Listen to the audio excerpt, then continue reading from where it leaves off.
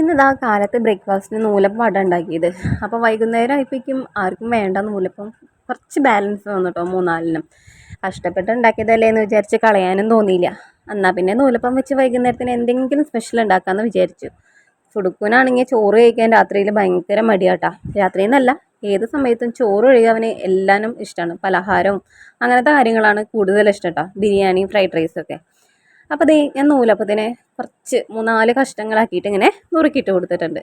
പിന്നെ അതാ ചീനച്ചട്ടിയിലേക്ക് ഒരു കഷ്ണം ബട്ടർ ഇല്ലേ, ബട്ടർ അല്ലെങ്കിൽ നെയ്യ് എന്താ ഉള്ളത് വെച്ചാൽ അത് ചേർത്ത് കൊടുക്കുക.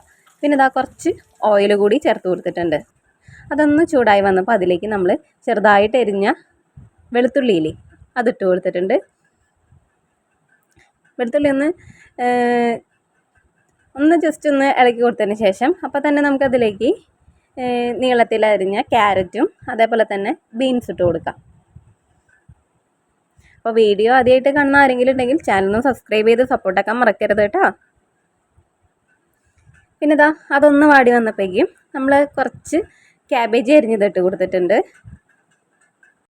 പിന്നെ ഗ്രീൻ പീസ് ഒക്കെ ഉണ്ടെങ്കിൽ ഗ്രീൻ പീസ് ചേർക്കാം. അതേപോലെ മഷ്റൂം ചേർത്ത് കൊടുക്കാം. പിന്നെ ചിക്കനോ മുട്ടയോ അങ്ങനെ നമ്മുടെ ഇഷ്ടാനുസരണം നമ്മൾ കഴിക്കുന്ന നമുക്കിഷ്ടമുള്ള ഇതൊക്കെ ചേർത്ത് കൊടുക്കാം കേട്ടോ. അപ്പം ഞാൻ ഇത്ര ഐറ്റംസേ ചേർത്ത് കൊടുക്കുന്നുള്ളൂ.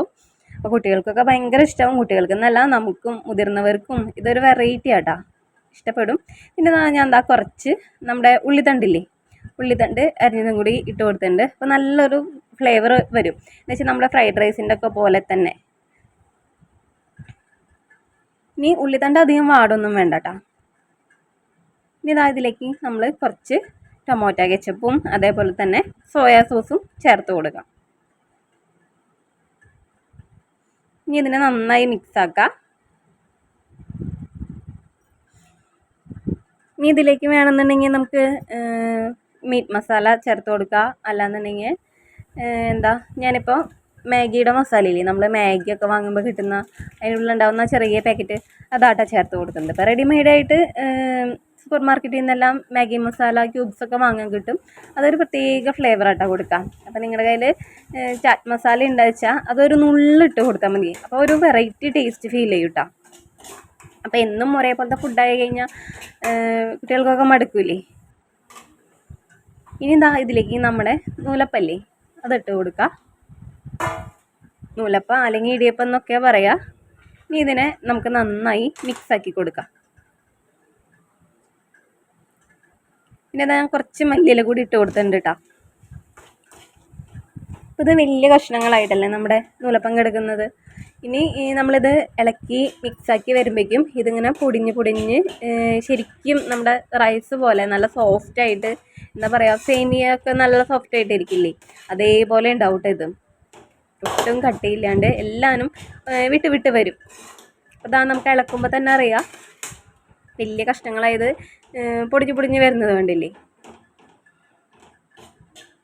അപ്പോൾ ഇത്രേ ഉള്ളൂ നമ്മുടെ സിമ്പിളായിട്ടുള്ളൊരു എന്താ പറയുക, നൂലപ്പം കൊണ്ടുള്ള ഫ്രൈഡ് റൈസും അങ്ങനെ എന്ത് വേണേലും വിളിക്കാം. നല്ല ടേസ്റ്റാണ്. ഇതേപോലെ ഒരു പ്രാവശ്യം നൂലപ്പമൊക്കെ ബാക്കി വരുമ്പോൾ വെറൈറ്റി ആയിട്ട് മക്കൾക്ക് ഉണ്ടാക്കി കൊടുക്കുക. ഡിന്നറോ ബ്രേക്ക്ഫാസ്റ്റൊക്കെ ആയിട്ട് എടുക്കാം. അപ്പോൾ എല്ലാവരും ഒന്ന് ട്രൈ ചെയ്ത് നോക്കാം, ഫീഡ്ബാക്ക് അറിയിക്കുക. നല്ല ടേസ്റ്റ് ആട്ടാ. ആ മാഗിയുടെ മസാലയും കൂടി ആയപ്പോൾ കണ്ടില്ലേ, ശരിക്കും ഒരു റൈസ് പോലെ കിടക്കുന്നില്ലേ. ഇത് നൂലപ്പാണെന്ന് കണ്ടു കഴിഞ്ഞാൽ ആരെങ്കിലും പറയുമോ? പിന്നെ ഞാനിത് മോന് ടേസ്റ്റ് ചെയ്യാൻ കൊടുത്തപ്പോൾ അവന് നൂലപ്പാണെന്നേ മനസ്സിലായില്ല. അവൻ്റെ അടുത്ത് പറഞ്ഞു, അമ്മ ഇത് എന്തൊരു സോഫ്റ്റ് ആയിട്ടുള്ള അരിയാണ്, നല്ല ടേസ്റ്റ് ഉണ്ട് എന്ന് പറഞ്ഞു. കണ്ട. എല്ലാവരും ട്രൈ ചെയ്ത് നോക്കാം കേട്ടോ.